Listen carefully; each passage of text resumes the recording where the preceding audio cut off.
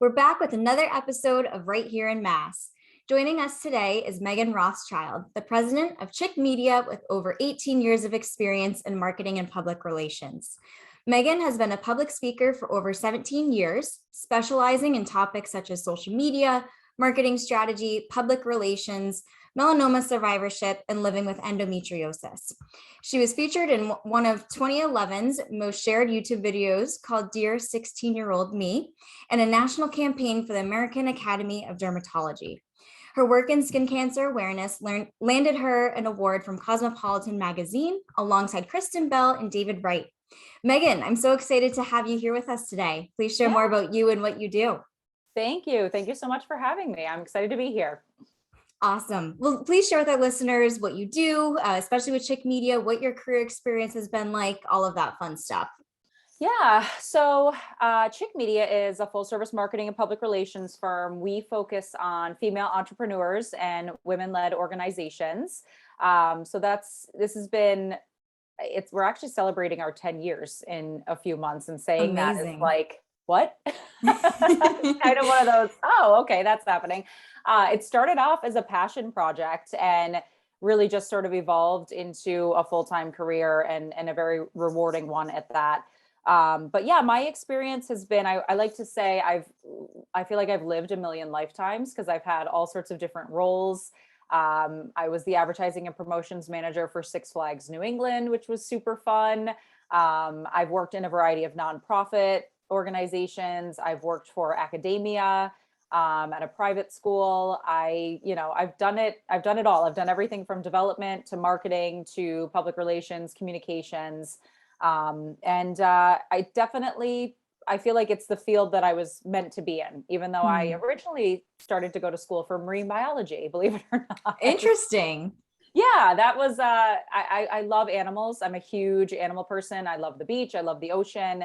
And my parents brought me to swim with the dolphins many years ago in Florida. And I was like, this is what I'm going to do for a living. This is going to be my dream. And I quickly realized that you need to be really good at math. And that's not I never would have thought that for marine biology. Thank you. That's what I said. My guidance counselor was like, you're not great at math. And I was like, well, why do I need math? And she's like, biology. And I was like, oh, well, all right, maybe this isn't the field for me. So I chose communications, and here I am. So what inspired you to choose communications after realizing that marine biology might not be the fit? Full disclosure, it was the major that had the least amount of math. I really did look at the website at Roger Williams University, which is where I went to school. And I was like, what requires me to take no more math? And I started and realized that I was a good storyteller. I was a good communicator. I was a good writer. And I just evolved and sort of fell into it and loved it. And I ended up doing a whole variety of things while I was on campus to help support that. I was on air on the radio station that we had at school. I wrote for the newspaper. I got a bunch of internships and freelance writing jobs while I was there. And I just, like I said, I sort of realized, okay, this happened for a reason. This is the field that I'm meant to be in. Absolutely. And having so many different positions before you started Chik Media, what was the realization that you had that made you realize you wanted to start your own public relations and marketing agency? So I will be honest, I was experiencing sexual harassment in the workplace.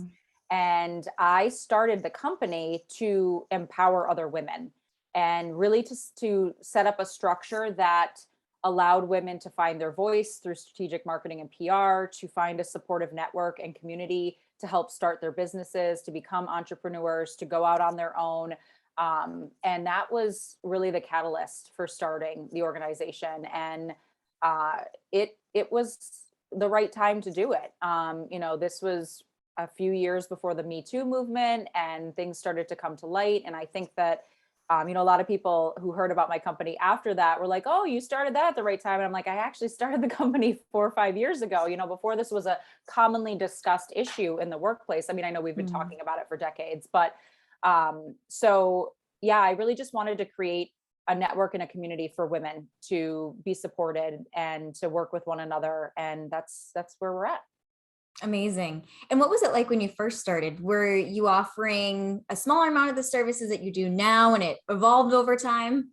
Definitely. That is, I feel like for any entrepreneur who's sort of finding their way and figuring out what types of services they want to offer, if they're a consultant or they're doing this, similar work, you kind of start with testing out the things that you think people want, you think people need, but then you have to evolve with your client base. And we really didn't do, I mean, I feel like I'm dating myself here, but we didn't do a lot of social media stuff when I was just getting started because it was really new from a business perspective. Not a lot of businesses and companies were using it. And now, of course, that's one of the number one things that we get asked to do. And as you know, being an expert in that, it's very labor intensive and there's a lot that goes into it to do it effectively. So we definitely have evolved, and there's definitely things we do not offer. Right. I'm not a website coder. That's HTML coding is not my thing. We don't do e-commerce and more of the elaborate tech things. So, I think, yes, we've expanded our services, but we've still tried to remain true to our actual skill set in what we offer. Absolutely. And since building out a team at Chick Media, how has your role specifically changed or transformed over time once you've brought on really talented individuals to help support what you do? Yes, that's a great question, and one that I think a lot of entrepreneurs don't talk about. So I think a lot of people start businesses because they're really passionate about the field that they're in. And then as their business expands, all of a sudden they become the bookkeeper, the human resources manager, the development and new business acquisition person. And you're doing all of these things outside of your actual skill set. You're managing a team, you're making sure the business is functioning, you're looking at P&Ls, you're doing all these things that maybe are not the most comfortable for you. And so Mhm. I think a big part of what a lot of entrepreneurs struggle with, myself included, is getting back to the root of why I started the company and being able to dive into marketing strategies, communication strategies, social media content, instead of looking at the credit card statements every month and managing my team and making sure they're taken care of. So I think, yeah, there's definitely been an evolution of my role as the president of the company. Yeah. And what's your favorite thing to focus on within that, whether it's client projects specifically or just overall tasks that you genuinely enjoy? I love social media content. I really do. I think I kind of have a love-hate relationship with it because like I said beforehand, it's so much work, right? Yeah. Like it's not this is not our mother's social media, right? That we started growing up with however many years ago.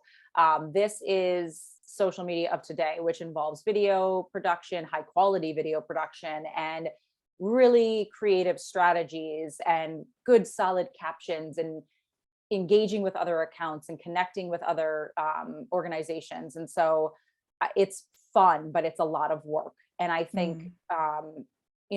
I love it. And I would say I also really love the strategy piece, like the communications strategies. And we don't do enough of that. And I think a lot of businesses forget that they need to sit down, pause, reflect, and come up with a plan.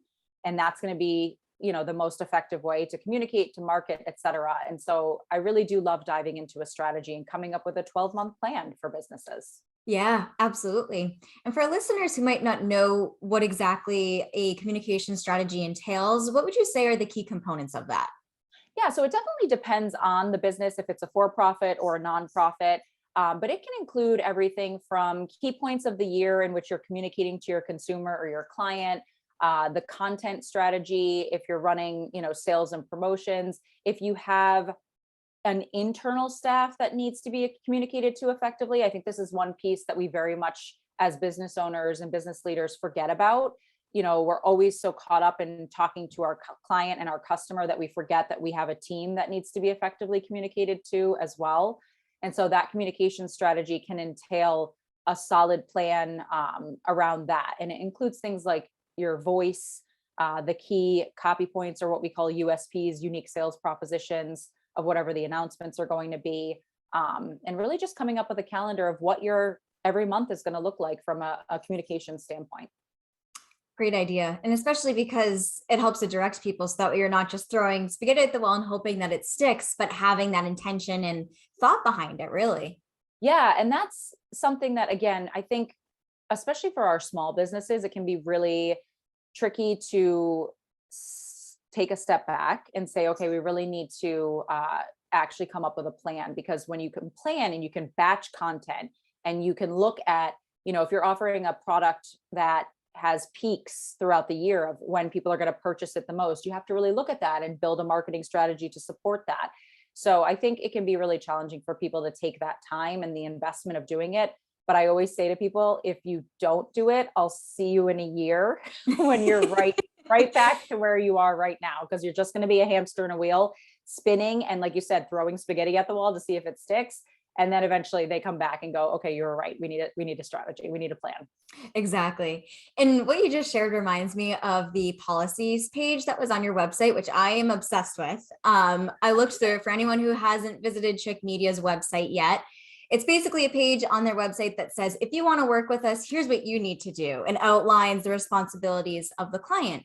And for me, I think that's incredibly valuable, because what many people don't realize when they want to hire some type of agency is they think they can just be completely hands off and that they just delegate it all the way, which is far from the truth. And so I love that you really outline that clearly and almost gave people a heads up. So would you say, by having that on your website, have you noticed a difference in the clients that you've attracted because of it? I would say that our client, the types of clients we attract has remained pretty consistent, but I think their expectations have really been managed right off the bat. And that is something that, again, comes with time, right? And comes with the learning experience of owning a company and running a company. And, we just kept getting into the same situation over and over and over again. And so we met as a team and we said, where's the disconnect? What's happening here? And you hit the nail on the head. Someone hires an agency and they go, okay, bye, take care of it. And you're like, no.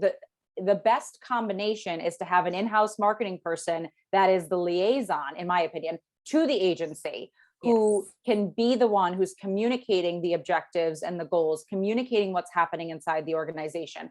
We are not your full-time employee. We are not available 24 hours a day. We are not available Monday through Friday, 9 to 5 to you, because we have 30, 40 other clients that we're also, managing at the same time. With that being said, the benefit of an agency is not one marketing person is going to be able to do the communication piece, the social piece, the video piece, the graphic design piece, the website coding piece, right? Like, that's a superhuman person. And I just think a lot of companies need to find that balance. And, I think having those policies on the website, I think sometimes people read them, sometimes people don't. But right when we get started with any new contract, we're really clear about how the process is going to work. And we've found that the more communicative we are up front, the less hurdles we run into as we progress in the relationship. I think that's genius, especially because as we were talking about social media content earlier, one thing that I noticed that some of the previous clients I've worked with, they struggle with, is just taking photo and video content. And exactly to your point, not being an in-house person to handle all of that, you really need that in the moment type of content that the team can curate and send to you to get that engaging content. So it's like, if you're not giving the agency what they need in order to be successful at their job, you're not going to get the results that you want. So just kind of getting people to understand that is difficult, but what you've done, I think, with laying out the expectations is huge. Yeah, and that is the thing. Like, I try to sit sometimes and say, okay, what are the problems that my clients have and how do I help solve them, right? And it's a balance. So for us, if you come into our retainer program at a certain level, you get a quarterly content shoot with a videographer and a professional photographer. And so we try to batch as much content as possible, but you're totally right. Like, the key is we take care of sort of the branding, the sales propositions, the stuff that you can pre-plan, and then your in-house person can take care of that day-to-day sort of off the cuff, informal social media stuff. And we find that balance is the ideal situation, but not everybody can achieve that. And so it is a fine line of, like, how do we support the client help them solve the problems that they have, but still setting the boundary of, you can't text me at 8 o'clock at night and, and be like, hey, can you be here tomorrow? Like that's just never going to be something that we can accommodate. So it's a balance for sure. Absolutely. And with the services that you provide, do you make it a requirement that clients also hire you for social media? So that way your PR efforts aren't necessarily gone, Yeah. gone without a delivery. So that is absolutely one of our biggest challenges, is when someone comes in and says, we want you just for PR. We have someone else doing social media. And I'm always like, ugh. We don't require it, but we're super clear about it right up front. Like I Yeah. can't tell you how many times I have said to someone, if you hire me for PR and this person for social media, that person and I need to be super collaborative. We need to be in Yes. constant contact. We need, that person needs to be at the table when we're talking about the earned media that we've secured for you, the podcast, et cetera, because all of that needs to get repurposed to social media content. And so most of our PR packages include that we will be the ones to curate that content and get it posted at the very least on their blog, if not also on their Perfect. social media. But it's definitely a challenge, like I have some clients who have 10 hands in the pot and I'm like, who's the cook? Like who's the head Yeah. chef? Like, and we're very collaborative, but I'm also super meticulous and like slightly OCD about the quality of work we provide. And so I'm very blunt Mm, and I'm like, look, if you're not going to repurpose the earned media I obtain for you, it is going to go to waste. It has to be right. repurposed to social, has to be. Yeah. And I think that that's something that not everyone understands, is that you can't look at each part of a marketing or communication strategy as an individual piece. You can't Right. silo just social media and look at just social media. I like to think of it as like an ecosystem, and they all come together and integrate together. So exactly to your point, if you're not leveraging other marketing tactics or marketing strategies, then all the legwork that you're pulling isn't going to go anywhere. And that's not your fault. Right. That's the other person's responsibility ultimately. Yeah. And I've been in that situation many, many times, where been brought on board and my role is to do the expert positioning and to secure the media interviews and to do all of that. And then I'm sending these things to the person who's doing the social media and they're not getting up there. They're not being used. They're not being used in a way that I would use them. And Yeah. it's one of those things where, I think that as we've been evolving over the years, we've learned to sort of build that piece into the PR and make it sort of a non-negotiable, but we don't require them to give us full reign over their Yeah. social. It's just we need to be able to contribute to it because everything's a blurred line now with social media, Yeah. you It know? is. Yeah. And a question that I have for you, which is a question that people often ask me, and it's they kind of assume that once they get featured in a place once, they share it once and that's it. But do you have any suggestions or tips on how to reshare content like time after time and really get as much use out of it as possible when it comes to getting earned media? Yeah, definitely. So I'm a huge fan of sort of slicing interviews up and using them as vignettes and little quick Mm, teasers. So, I always say if we say we're doing, we're coming out, we're doing a content shoot for your blog. So it's being filmed horizontally. It's 5 minutes long and it's testimonial style. We've got multiple different people in your company talking about what they do, talking about the organization as a whole. We're going to produce you one beautiful video that you can put on your website, you can put on that blog. But then we're going to also take those raw files and we're going to brand them and we're going to cut them down and we're going to make vignettes. And that's going to be distributed. Maybe we're going to film in a way that we can pull back and do a vertical. So it can be an Instagram reel. Maybe it's just staying on Facebook. So we can get away with either vertical or horizontal. And I try to repurpose that content as much as possible because everybody's busy, including our clients. And so when I come in and I say, I need 3 hours of your time every quarter, I need to make sure that that gets them 3 to 4 months worth of content. yeah. So yeah. And then I always am a fan of taking pictures because in addition to doing the video content, because then you can animate the pictures with graphics and some phrases and some branding. And then now all of a sudden you've got more video content coming out of that shoot. So I'm like, more the merrier, get as much content as possible, and then we'll take it back and we will find a way to spread it. We're still using content that we shot for our clients back in November. Oh, that's Like amazing. because we try to do as much evergreen stuff as possible. So Right. that's our strategy. Yeah, absolutely.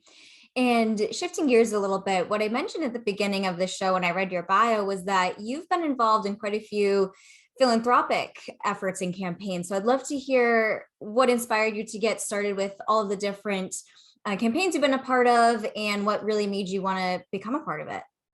Yeah, so I actually had melanoma during my sophomore year of college. So I was diagnosed at the age of 19. And that catapulted my public speaking career and my communications career. So I was going to school for journalism. I was freelancing. I got asked to write a first person story about my experience dealing with skin cancer. And that got me picked up by the Skin Cancer Foundation, which is a national nonprofit.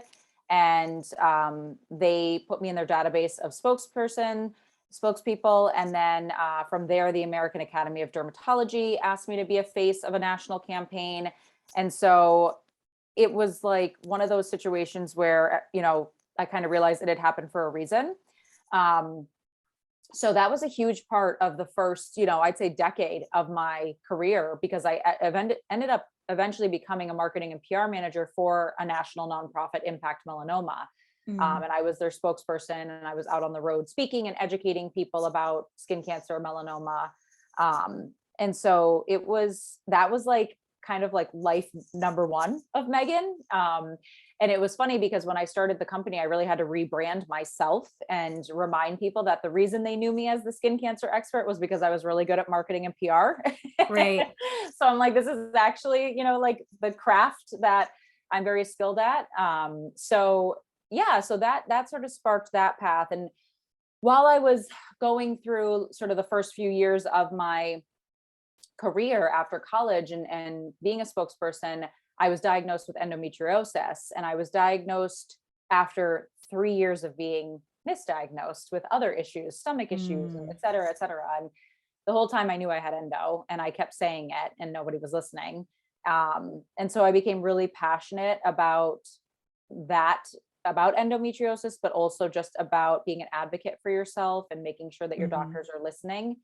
And so I started doing some spokesperson work to encourage pharmaceutical reps to have this conversation with their doctors, and just be very aware and mindful of what endometriosis was, because it does affect a lot of women in this country. So yeah. Yeah. And I think it's really admirable that you've taken difficult situations that you've been through and used them to fuel these national campaigns and awareness to support other people who are going through it as well.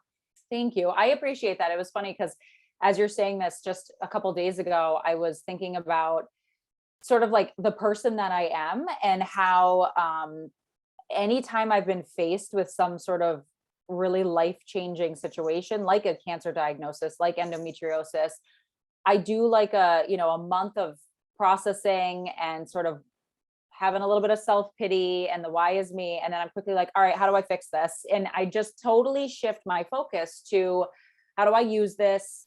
How do I advance, and bring awareness to this issue? And that's just always been how I am. And I think it's because I don't ever like to feel helpless. And I don't Mm. like to feel like there isn't something I can be doing to help other people, and again, bring awareness to these topics. So it's funny that we're talking about this, because I was just having that epiphany. I'm like, oh yeah, I guess I do that, because I just celebrated 19 years cancer free. And Congratulations. thank you. And someone made a comment, and it sort of caused me to pause and reflect on how I've handled these situations in the past. So I appreciate you saying that. Yeah, my pleasure. And for those of you who don't know, Meghan also has her own personal brand as a content creator and doing influencer type work. So would you say that your involvement in these philanthropic efforts led to that, or maybe you were doing them kind of side by side?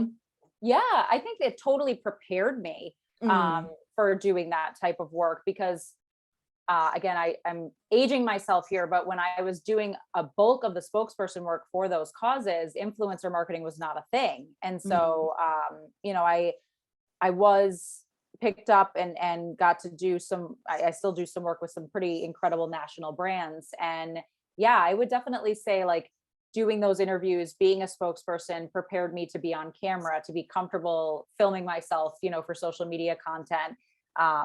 be comfortable being the authentic person that I think I am. So yeah, it was definitely, again, that whole communications thing. It's like, this was the path I was supposed to go on. Yeah, I love that. One phrase that I always say that I think truly relates to me is the shoe cobbler's son has no shoes. And with me always focusing on other people's marketing, mine gets neglected. So for you, how Classic. do you? Yeah, that's everybody. Agencies, that is so the MO. Yes. Oh, yes. And so for you, how do you balance your personal brand with Chick Media and finding time for both and making sure that you're not taking time away from the other to focus on taking time away from one to focus on the other ultimately? I think that I have really built Chick Media on, it's a company that I think is reflective of who I am. And so I am Chick Media. Chick Media is me, which is good and bad, right? Because it means the bad part is everybody wants to talk to me. And the fact that I have this Yeah. really amazing, competent team means nothing to some people. They're like, no, I want to talk to Meghan. I want to have coffee with Meghan. That's great. But like, I hired these amazing people who are super talented. And if I trust them and you trust me, trust them too. So there's that negative piece. But the positive piece is that I do a lot of collaborations on social media between Out with Meghan and Chick Media, like especially if I'm giving marketing and PR tips. I have built my influencer packages to include Chick Media because Chick Media also has a lifestyle blog and has a really strong social media presence. And so, I throw that into the packages. I bring my team in. When we're sipping our iced coffees and promoting Dunkin', we're doing it together, and it's a part of the influencer package as a whole.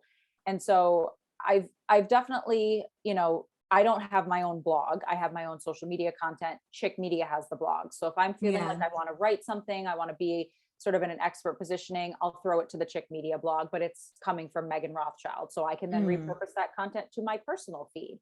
But I've also made Chick Media a really sort of sassy, edgy agency. And, our tagline is brand management as fierce as you are. And I embody that spirit as a person. And so I feel like the two brands mesh so well that I can just duplicate content on both platforms. Yeah. And I love that you've done that, kind of integrated them really nicely. And so because of that, do you find that companies find you through Out with Meghan and then become Chick Media clients and vice versa?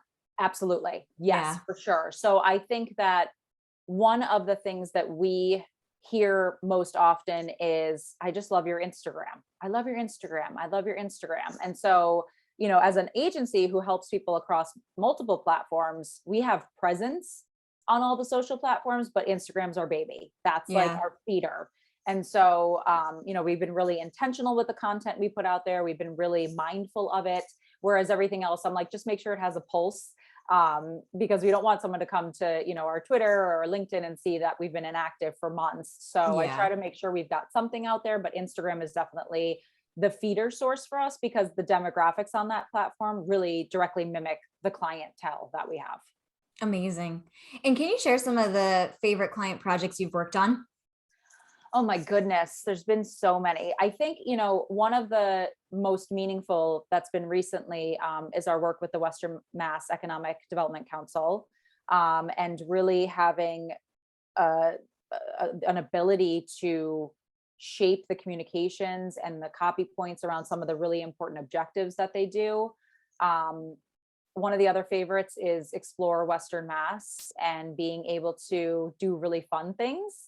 I've got to cover the red carpet ceremony for the Basketball Hall of Fame and see Charles Barkley and some, awesome NBA players coming down, because we do like a little bit, we handle their social media, but we also do like live coverage of events. So that's been really fun. I love doing grand openings for clients because it's like such a high energy event for people, and they're so just like excited because it's like the start of their business. We did a great event a few years ago, an influencer activation event for Granny Squibb's iced tea in Rhode Island, which was one of my favorites, getting to pull all these amazing Rhode Island influencers into one space and just watch mass content production to support a Oh, that client. sounds so fun. It was so fun. It was just so much fun. And I think a lot of people don't realize the impact that an influencer activation event can have. It's so much good PR and publicity for you. So yeah, so those are a few. I could probably go on and on for a full hour. Oh, I bet, working on so many exciting things. And with the Yeah. point you mentioned about influencer activation, I think that's 1,000% true, because although I myself am not a TikTok user, my best friends are, and they're constantly buying products because they saw them on TikTok. And I think being able to leverage those people and individuals who can really vouch for your company and help to show the credibility of your product is huge for making a lasting impact. It really is. And I think we're seeing tremendous success right now with macro influence or micro influencers, not macro influencers. Yeah. And the reason for that is because, when someone with 10,000 followers or 5,000 followers is endorsing a brand or an event or something, it's almost like your friend, right? Like it's someone you can relate to. This is a real person. This is someone who I trust, who maybe I've met in the community. Whereas, the folks with 50, 75, 100,000 followers, you're kind of like, is this genuine? Are they being paid for it? Yeah. And so we've just seen this huge trend right now. I mean, there's value to both, of course, but micro influencers are killing it right now because they're affordable, they're producing really creative, awesome content, and they're relatable, which I think is key. Absolutely. And so for someone who has a topic that they're passionate about, whether it's books or fashion or whatever it may be, and they're thinking about starting some type of platform and possibly getting into the world of being an influencer, do you have any advice for them for just getting started? Yeah. So, one of the ways that I started on this whole journey was I actually would go out and I would purchase products and I would review them. I wasn't trying to get Mm, things for free. I was actually supporting companies and just starting to plant the seed. And it's funny because I had no intention of this being what I did. I got approached and I was like, oh, I guess I could do this. I hadn't even thought of it. This was many, many years ago. And so I started to do it and was like, hey, this is actually really fun. And so in order to build myself up, I just started doing it as like, hey, I want to help you. I want to give you some publicity. I want to, showcase something. And then it evolved into a revenue stream for me and mm. my business. So I think don't be afraid to invest some time and some money to get yourself up and running and to train your audience that this is a service you provide, that this is something you do. And we work with a lot of our clients on this because we have one like amazing success story who is now monetizing her social and she is crushing it. She's getting collaborations left and right. She's getting deals and all sorts of stuff going on and partnerships. And she really started from scratch. Like she didn't have a blog. She didn't have a great website. And we really upped her brand. And now she's just left and right getting approached. And, her followers are small, but mighty. Yeah. So we love to see that. It's just, it's an evolution. And I always say, just don't be afraid, make sure your brand looks good. Make sure you've got somewhere online that people can go back to get more information, and just be prepared to invest some time and money to get started.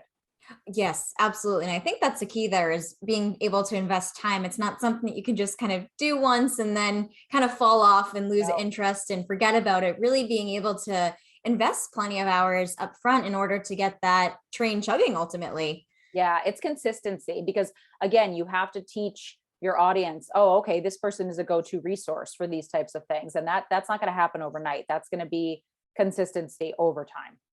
Absolutely. And speaking of being able to build up a presence, for our listeners, Meghan works with a lot of companies out in Western Massachusetts, and I've had the pleasure of speaking with many of them. And I just have to say that I love the work that you do to show the vitality that that part of the state has, because I think a lot of people discount it and just think, 100%. oh, Western Mass, Western Mass, like they don't really like see the value that it provides. And so I think that it's incredible work that you're doing with just showing all that it has to offer, because it's a really beautiful and unique part of the state. Yeah, and I can't agree with you more. As someone who has lived here my entire life, with the exception of my college years, that has been one of the most frustrating pieces, if I'm being transparent, is having a conversation with people and saying, oh, Western Mass, and them going, oh, the Berkshires. And I'm like, no, no, no, there's a whole sliver of the state that isn't Worcester and isn't the Berkshires. And it's called Western Mass. And it's where the Basketball Hall of Fame is. It's where Six Flags New England is. It's where University of Massachusetts home campus is, Yeah. 20,000 students. It's where there's amazing hiking and beautiful, scenery while there's still city vibes and an MGM casino and all sorts of fun things that we have going on here. It's where the Eastern States Exposition is, the Big E, one of the largest state fairs in the country.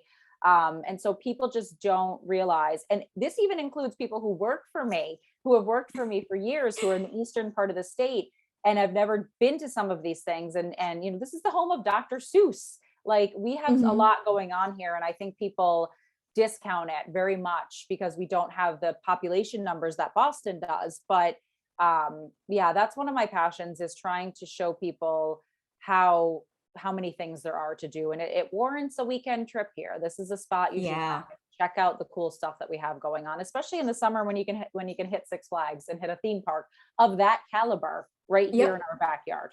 Absolutely.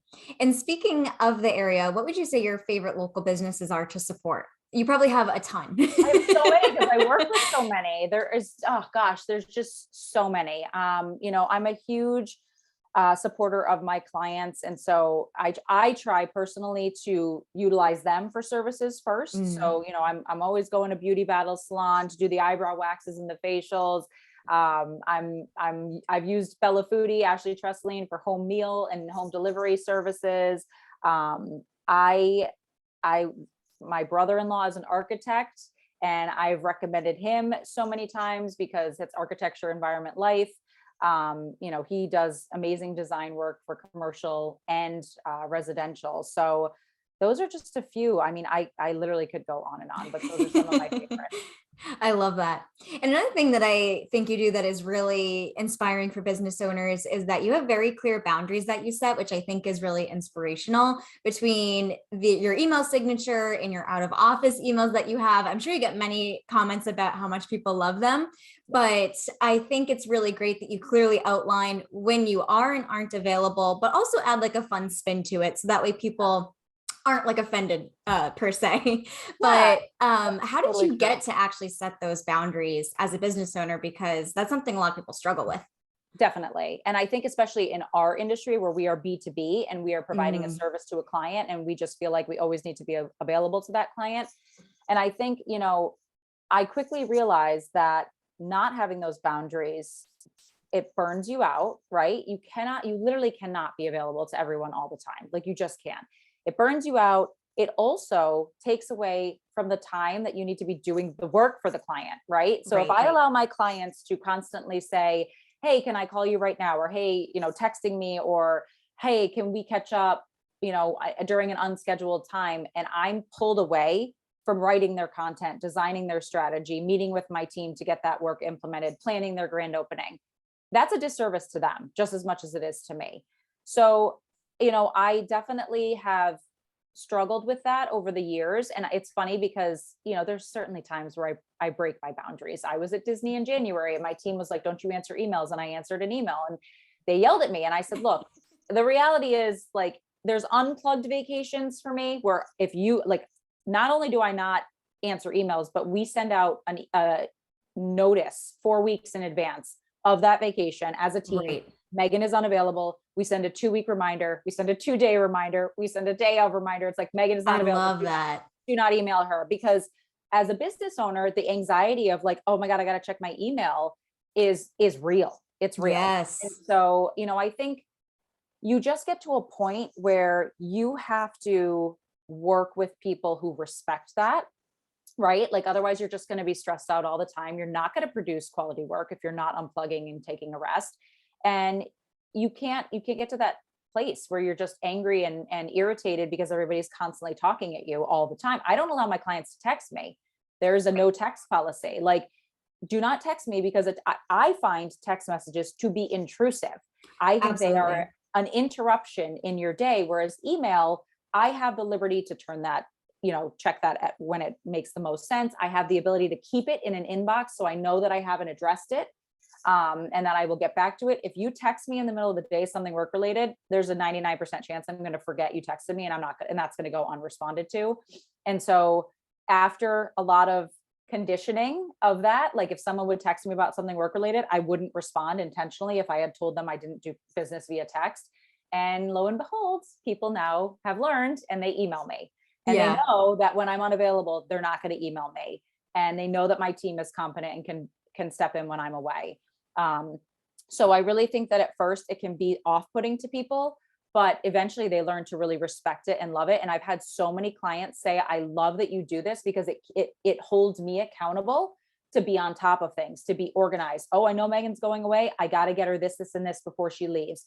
And that makes them accountable to their own marketing efforts. So. Absolutely. I love that. And I once had a client tell me, because she truly inspired me with how well of a work-life balance she developed and whatnot. And she was just able to do all these different things during the week. And so what she said to me, which completely blew my mind, was she said, people don't care when you work. They care if you do what you say you will when you say you're going to do it. And I was like, oh my gosh, that just completely changed my perspective. But it's so true. It doesn't matter if your working hours are shorter than a typical 40-hour work week, as long as you're following through on that deliverable that you promised them. And I think having that perspective absolutely helps. Yeah. And that's the thing. Like if we miss a deadline, it has been communicated to you as to why, or you might have been responsible for not getting us what we need based on the timeline we provided to you. Right. And so we're very open and honest about that. And of course, if someone has an emergency or they're like, oh my God, I need this last minute and I forgot to tell you, 9 times out of 10, we'll flip it around and we'll do it. But we are very just super communicative about, hey, if you want this done by this time, this is the backup timeline that we need the information from you. And I think that has really, it's worked well for us. And right now it's working, and most people love it. And if they don't love it, it's probably not someone I want to work with, because it means they're going to take advantage of me. And I'm not in that position, I just don't. I love that. I love that. Meghan, this has been a fabulous episode. I have really loved learning more about you and your background and all of the really fun and exciting things you do out in the western part of the state. And I'd love if you could share with our listeners where they can find you online in case they'd like to connect with you further. Absolutely. So our website is Chik Media, which is CHIK media.us, which is also how we are on Instagram. It's Chik Media _. And then I am out with Meghan on Instagram, and also MeghanRothschild.com. So that's how they can connect with us. Perfect. And I will link to those in the show notes so our listeners can click through from there. But thank you so much again for coming on the show. Yeah, thank you for having me.